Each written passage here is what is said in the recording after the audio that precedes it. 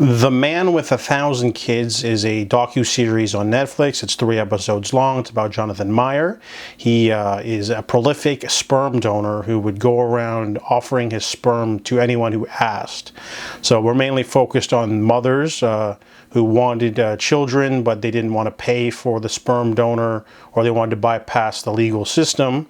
So they found him online or Facebook, or essentially not the black market, but essentially, they found his YouTube channel as well, and he was like this Swedish good-looking man with long locks, and they liked how he looked, so they wanted their children to look like him.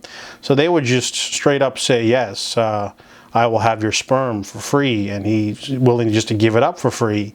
And they didn't really seem to realize that they were making a large mistake, because he is a prolific sperm donor who has a delusion of grandeur, maybe, of being God and having all of these children basically, be half brothers and sisters with each other. But it's going to be a huge problem in 5 to 10 years if you start being attracted to someone that sort of looks like you, and you find out that you got like so many half siblings all over the country and all over the world.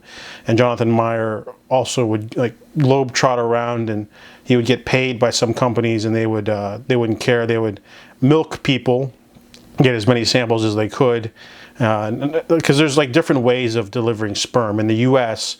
If you want sperm, you have to do it for an entire year, and you have to give them 2 free samples to make sure you're motile enough and that you don't have any like genetic diseases. And then mostly women want white male sperm.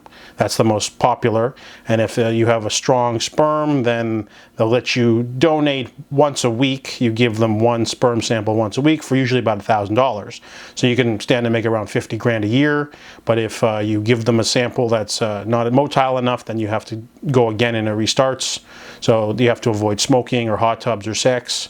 And so everyone thinks, oh sweet, just give sperm and you can make instant money. But there are rigorous tests, and there's lots of checks and things like that. So in other countries, however, though, if you don't want to do all that and you're a woman who wants to become a mother immediately, this guy would just straight up show up, jerk off into a cup, and just leave it there. Or some of the women would have a relationship with him for several months and just have sex with him until they got pregnant. And then so a lot of these women, they're kind of at fault too for just sort of accepting a stranger's seed just for the hell of it and not realizing what they were doing. And so at least there's an arc for this docuseries, and he does show up in the end in television footage, and but it's mostly about the moms and recounting a trap they set for him and how it worked in different countries, because he would just donate all the time. So it's a pretty interesting sort of look at sperm donation and how like there's a whole industry on sperm donation and freezing eggs and taking advantage of people who want to become mothers. So that's interesting.